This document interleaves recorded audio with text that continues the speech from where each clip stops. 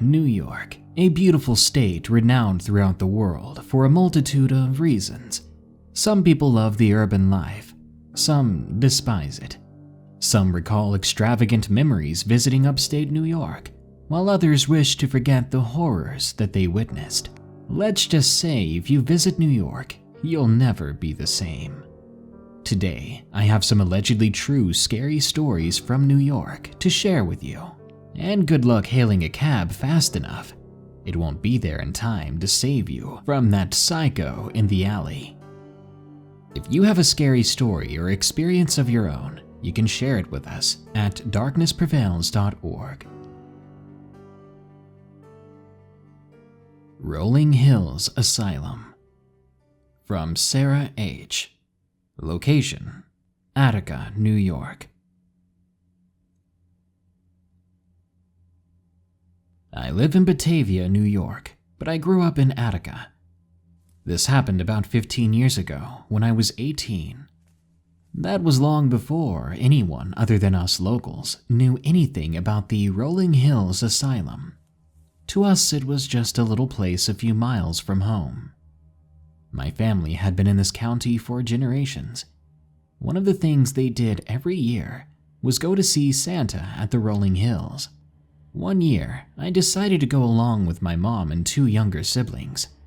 When we got to this place, I instantly felt odd. We went in and went into the basement where the festivities were held.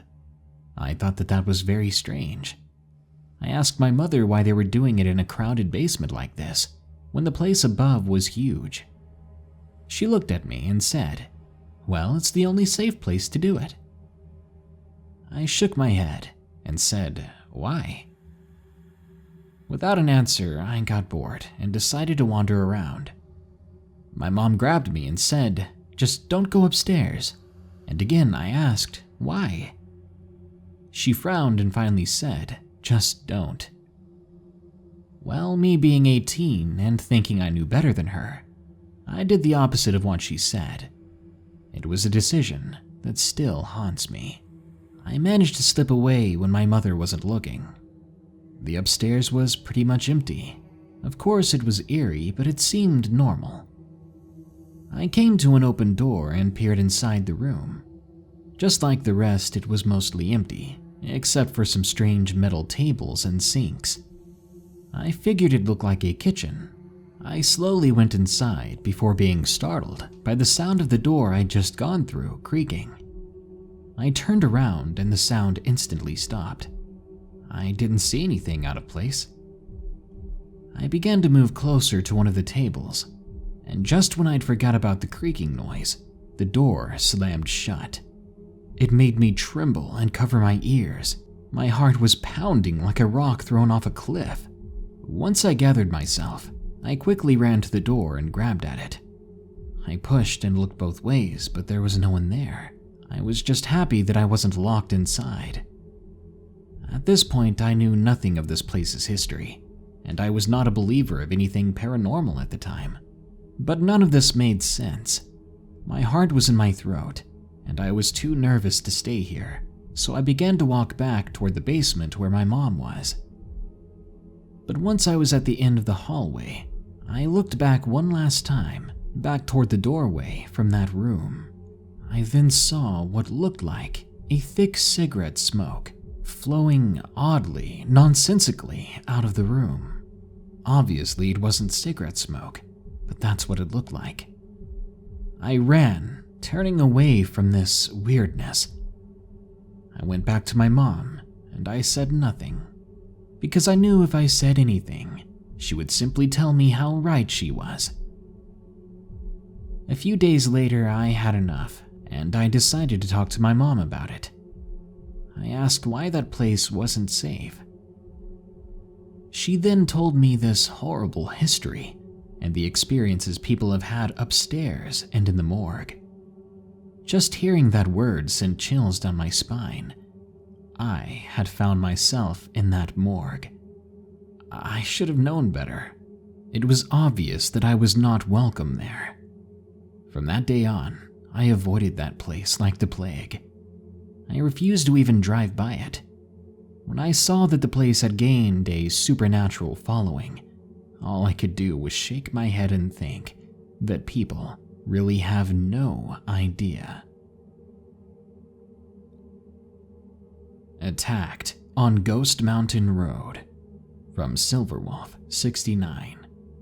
Location: the back roads between Pennsylvania and New York. I've been known to drive around aimlessly at times. Usually I'll end up at a diner, a laundromat, a 24-hour store, or someone's house. However, I seem to have bad luck when it comes to having a destination in mind.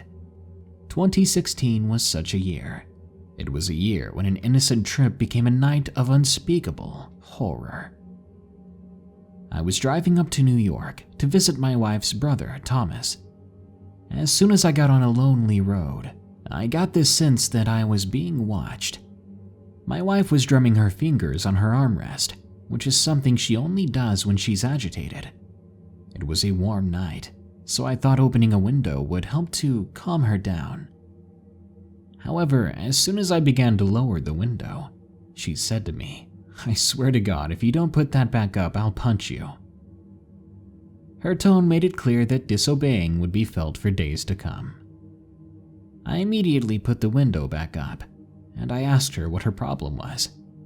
She stared at me for 5 minutes without saying a word, as if I was supposed to know already. "We're on Ghost Mountain Road," she said. I began to lay on the brake, and I asked, "Are you sure?" She nodded. She told me that, according to my reaction, I must have heard about the Ghost Mountain Road in the Pennsylvania, New York area. I nodded, and I told her all the stories that I'd heard. It didn't take long for me to realize why she was so agitated. The stories that came out of Ghost Mountain Road were strange, bizarre, scary, and sometimes downright disturbing. I decided again that it may be best to try to turn around here, but I wasn't able to before what happened next. It's something that I'll never forget. I had just shifted gears into reverse when the most bizarre sight came right out of the woods running at us. A group of people with very pale skin and red eyes began to come up to our car, our Camry, punching, kicking, whipping, clawing, and smacking at it. I didn't know where they got the whips, and I had no interest in asking because they were clearly focused on hurting us. And the most bizarre part was, why were they all albino?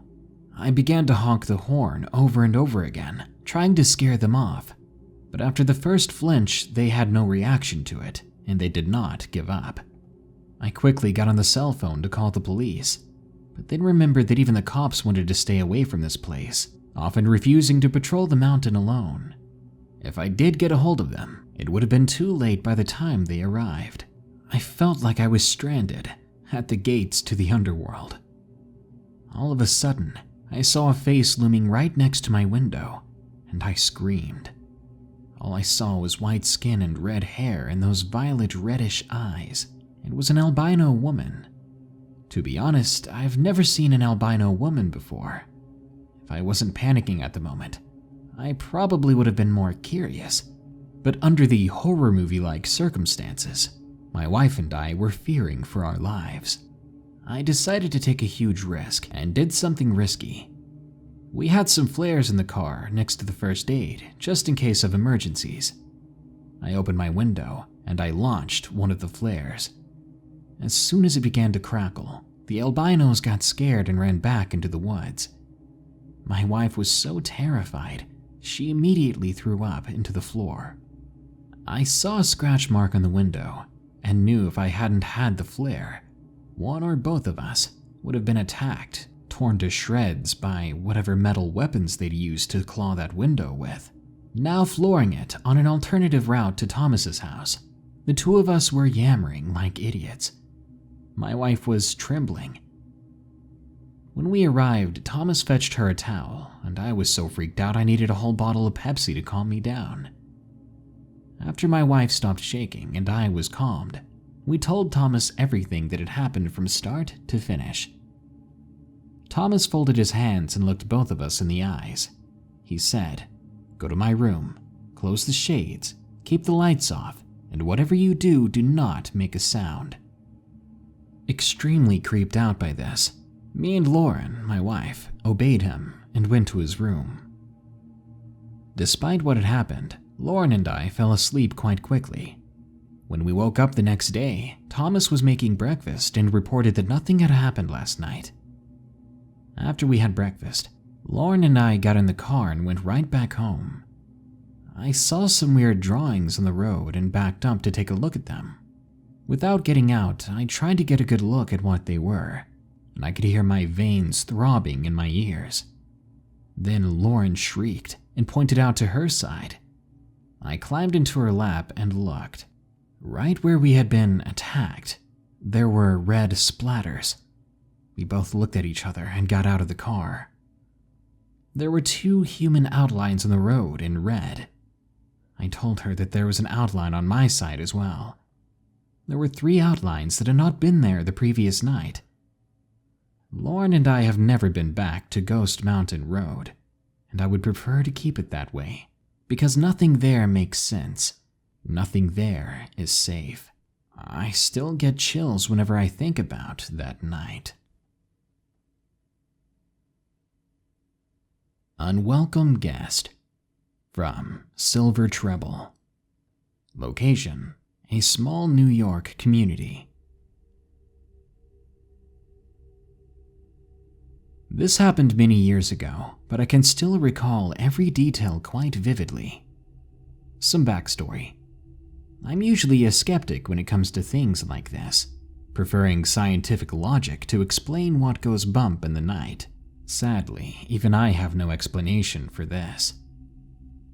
At the time, we lived in a 100-plus-year-old farmhouse, the kind that has a coal chute and stone foundation. We lived in a small lake community in New York, so houses were close together, sometimes too close. I always had an uneasy feeling while living in the house, like even when you were alone, you weren't totally alone. Despite the fact the basement was incredibly creepy, it had 3 separate rooms that had their own lights that had to be turned on individually. Nothing ever happened there. I know, shocker. We'd occasionally see shadows out of the corner of our eyes, drops in temperature, hear random voices, but nothing beyond that. But one night, when my kids were little, I went downstairs to get my youngest something to drink. I prepare a bottle and notice then that it's unusually cold for summer. Not really giving it any more thought, I made my way back to the staircase. As I got to the stairs, I looked up, and I immediately froze. It felt like my heart had just stopped, and my muscles forgot how to work. Standing at the top of the stairs, outside my kid's bedroom, was a tall, dark figure. When I say tall, I mean it almost touched the ceiling. I could tell it had a wide brim hat on. While it was dark in the hallway and stairs, this thing was a shade of black so deep there was no mistaking it for something else. It stared at me, and I stared right back at it. I'd never felt such dread and fear like that before in my life. Then the thought hit me. That thing is standing between me and my children. Scared or not, I had to go get my kids. Then I realized, feeling stupid, that there was a light switch on the wall right next to me. I quickly flicked it on, and sure enough, the blackness of that figure disappeared. It took a few seconds for me to actually remember how to use my legs, which were trembling. When I did, I bolted up the stairs as fast as I could. I rushed to check on my kids, who were thankfully fine. My daughter, who had wanted the bottle, was already sleeping again. I spent the rest of the night awake on the rocker in my kids' room. The door was closed. I was just waiting, wondering if I had gone completely insane. That was the first and only time I saw the Shadow Man. Thankfully, we moved not too long after that, for unrelated reasons. But once we were at our new place, maybe 2 years after this, my son woke up one night screaming that he had saw the Shadow Man. The Window Stalker, from Azrin. Location: Manhattan, New York. I live in the Upper East Side of Manhattan, New York, and living in New York has exposed me to countless creepy and weird people ever since I was a child. It was quite normal to see creepy men come to shop at a bodega I worked at. I worked with my best friend, Ray, since her family owned the bodega. Though we were only 16, Ray and I would be the last ones to leave the store, so we were the ones to usually close up for the night. On a particular night, it started out the same as it usually does. Ray's parents left the store around 8 p.m., and we were left there for another 4 hours. Those hours were usually quiet, except for the 1 or 2 occasional customers needing snacks or a drink. Around 11:30 p.m., Ray had noticed a man standing outside the bodega's big front window. It was common for there to be homeless people standing around or even looking into the store windows, waiting for someone to feel guilty enough to give them something. The beginning of this story is all from what Ray told me. The man was dirty as if he was working on cars all day. He had long, slicked back white hair and was terribly skinny. He was probably in his early 60s, however his clothes were nice, a button-up shirt and nice pants. To sum it up, he looked a little odd. Ray told me that she noticed that the guy was staring into the store and originally thought that he had been drinking. But Ray always listened to her gut feeling about people and was immediately creeped out by him. The thing that really freaked her out more was the fact that he was staring at me. My back had been turned to the window as I was taking stock for the next day. To not tip the man off that Ray saw him, she started looking down at the cash register, pretending to count money. Ray then quietly called me over. "There's a guy standing outside the window. Walk over here, but don't look at him," she said. I followed her instructions, and as I was walking past, I tried to glance at him. When I did, he noticed. The man smiled immediately, a big, creepy smile, and he slowly waved. I tried to hide the fact that chills were going up my spine. I got behind the counter next to Ray. I'm guessing he thought this was an invitation to enter the bodega. The same smile was still on his face as he opened the doors. When he got inside the door, he stopped. He just stood there with that same creepy smile. I could notice he was breathing deeply too, like he had just ran a mile. Ray and I nearly jumped straight into the air when the guy finally spoke to us. And of course, his voice was awful, like a smoker's voice, all deep and raspy. "Hello, girls." I responded with a quiet hello. "I need help finding something," he said. Ray and I glanced at each other, and I nudged her to respond. "Oh, what do you need help with, sir?" But he didn't reply to this. He just continued staring. His eyes kept direct contact with mine. What he did next, I did not expect. He slowly began to unbuckle his pants. Ray and I both shrieked. We turned before we caught sight of what he was going to do. Behind the counter was a small door that led to a back room where all the employees took their breaks. I grabbed Ray by the hand, and we ran to the door. It was always locked when not in use, so it took me a very panicky second to grab the key from our key rings. This actually made the man laugh, as he continued to do God knows what behind us, panting. I could hear him getting closer, and I wasn't sure if he had something that he was wanting to hurt us with, or if he was just some sort of pervert. I was able to open the door and pull Ray inside. I locked it again from the inside, and the man was angry now, yelling at us. He didn't say anything, but the yell was more in frustration, as I assume he realized that we would no longer be there for his act. We could hear him as he pulled up his trousers and jumped over the counter. He began to bang on the door, trying to get in at us. The door wasn't very strong because nothing important besides a microwave was ever kept behind it. After a few attempts of the man trying to throw himself through the door, I began to hear the door cracking under his weight. I looked around for an escape, but there wasn't really a place to go. The room didn't have any windows. I had left my phone in my bag in the storage room, but luckily Ray always carried hers. I told her to call the cops as I tried to figure out a way to keep the guy out of this room. He continued to throw himself against the door. This time, the bottom part busted out. It wouldn't take long before the rest of it gave out as well. Then it'd be over for us.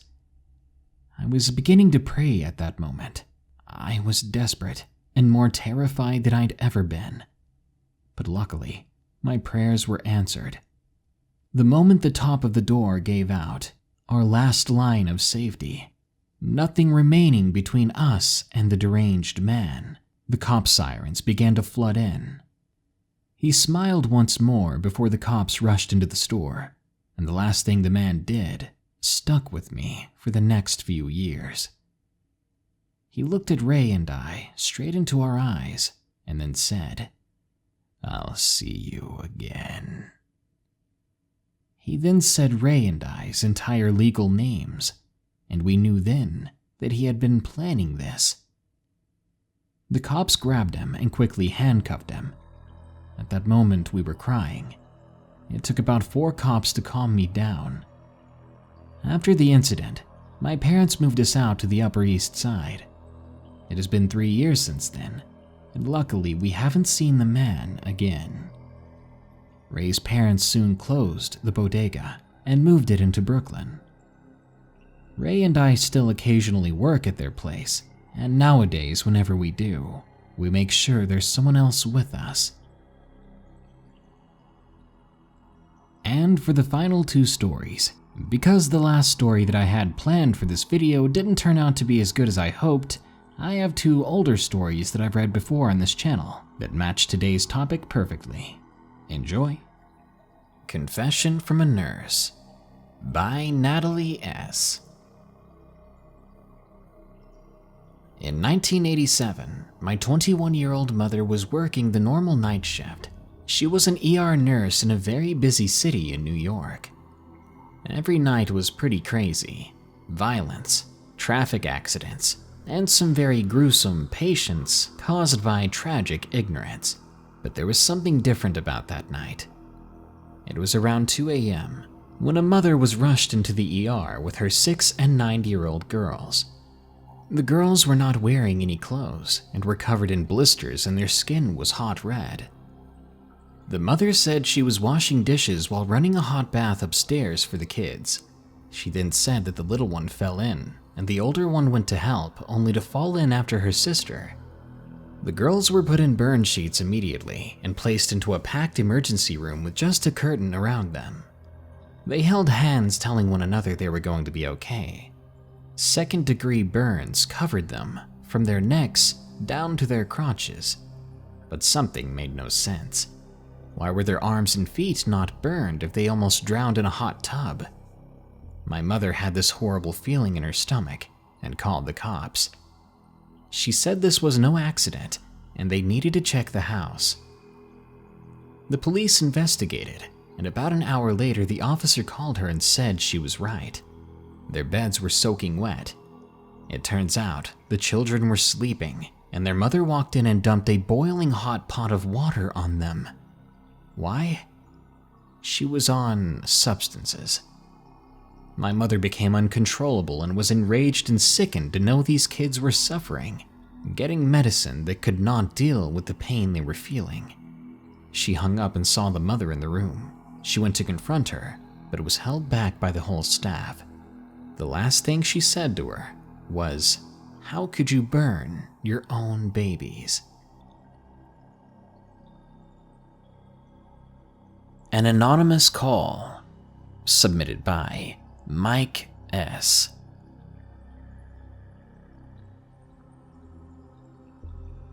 In the early 2000s, I was straight out of college with a degree as a firefighter in New York. I was middle class and needed a decent job to pay my rent, so I chose my college major to work at a fire station. I also had another job as a janitor at a small grocery store, so I was making a bit of money compared to what my parents got, despite having to work more than they did. But still, I was really confident with my life. Several months into the job, we received a call. At the time, I was friends with Stan, the operator, and I could hear the conversation. There was a fire. I noticed the voice on the phone sounded oddly neutral compared to most callers. "Where are you located?" Stan asked. 160 Oaten Lane, please help, they said. They said it slightly more dramatic, but it was still strange as most callers were screaming or panting. After Stan got the information, the line suddenly went silent. Stan put down the phone and tracked the location in a database on his computer. He gave us the directions and told us to drive there immediately, because the way the line cut out could not be a good sign. I threw on my gear, and we rushed into the fire truck, and we were on our way. We sped out of the station and onto the main road. The address was to an abandoned building in Queens, so something like that could burn pretty bad. I expected that someone had gotten trapped inside, that maybe they had set off an old wire or knocked over something flammable. After 4 minutes of driving, we soon arrived at the address. Weirdly, the building was quite quiet, and the air smelled clean. Our sirens were blaring quite furiously, but I could hear shouting from inside the building. Despite how serene the situation looked, someone was in fact in trouble, so we ran to the door. I felt it to see if it was warm, but it was colder than the air around us. Still, there were no signs of a fire. So I was handed an axe as the doors were locked, and I began to pry the things open. Eventually, the door gave way and was shoved open, and inside, several yards away, was a man roped to a chair with duct tape on his mouth. I could see tears coming out of his eyes. He looked so afraid. He was alone in there, tied up to a chair in a completely abandoned and empty building. What the heck was going on, I thought. This was the weirdest call I've ever had. We quickly untied the man and got his name. As we pressed him, asking him why he was there, he wouldn't answer, despite the most horrifying look on his face. We gave him a blanket, as he hadn't any clothes on, and we waited for the police. The man seemed more nervous by the second as we waited, his eyes darting around in every direction, as if at any moment something was about to happen. God, he was making me nervous. I figured he was on something, or a lot of somethings. Eventually, the police showed up, and they took him to the precinct, and I thought that was the end of it, despite how freaking bizarre the whole situation was. Weeks go by, and I've nearly forgotten about the situation. Then, one night, I receive a strange call. The caller ID told me it wasn't from the US. While I thought that was weird, I thought it was very interesting, so I picked up the call. I was expecting some sort of IRS scam or something. But when I picked up the line and said hello, I was greeted with a man with an accent and very heavy breathing. "Hello? Do you remember?" he said on the other line. Hello? Who is this?" I said. "Do you remember?" he said again. "You saved me." My mind was racing, but suddenly landed on the guy I had untied. Was it the same guy? "You untied me," he continued. I was right. It was the same man from before. It had to be. He was the only person I'd ever untied on the job. Then I heard something else over the line.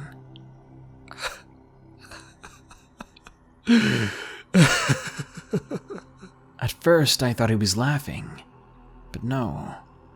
It was a cry, and it made my skin crawl. I didn't want you to save me. You should have never saved me. And then he hung up. For as long as I live, I'll never forget that voice. I don't know what he was talking about. I don't know if he went back to his home country, or if he was even foreign at all. I don't know. Bizarre doesn't even begin to classify everything that happened. But it makes me wonder, why was he tied up in that building? If he wasn't tied up by force, why was he letting it happen? Nothing this crazy has happened since, and when I think about it, I still get those chills. Some very crazy things go on in the world, and apparently sometimes, if you're lucky, you get to be a part of it. New York is a lovely place. If you ever get the chance, go for a visit. Check out the cities. Relax in the country. Just ignore the creeps that stare from the steamy shadows along the streets, the strange noises that come from the trees in the woods, and the strange beckoning woman in white who waits at the lake. Yeah, ignore all that, and you'll have a great time. Good night. Be sure to like, share, comment, and subscribe if you enjoyed the video. If you want to hear your story here, just share it with us at darknessprevails.org/submit. If you want to support the show, just go to patreon.com/darknessprevails or check out our merchandise at teespring.com/stores/darknessprevails or simply by clicking the shop button below this video if you're watching on YouTube. Thank you. Now, as usual, here are my 5 favorite early comments from the previous video about monsters in the Midwest. Luke Skywalker Indoor says, have you subscribed to PewDiePie? Yes, I have. I mean, who else is gonna scare T-Series away? Natalie 2154P says, I love your content. I'm so happy my husband bought me the sweaters from your shop. Thanks so much. I hope you guys like them. I'm actually planning on buying a hoodie for myself soon. I hope. By the time I get it, it's gonna be warm out again. Patrick Gaylord says, can you do a video on North Carolina? I don't care what kind of video, I would really appreciate it. Eventually, I have an idea to do a video of 50 stories, one from each state. I think that'd be really cool. Mochi Velasquez says, I live in the Midwest, and honestly, if something creepy happens, at least it'll be interesting. Well, sometimes boring is beautiful. And safe. And TG Production says, dang brother, I seen that thing in the thumbnail before. Well, sounds like you have a story to tell. I'll be waiting. Well, that brings us to the end of this episode of Darkness Prevails. But don't you worry, because more scary stories are on the way soon. Until next time, here are the credits to my amazing patrons who continue to donate. Remember, stay safe out there, and stay creepy, because this world is a strange one.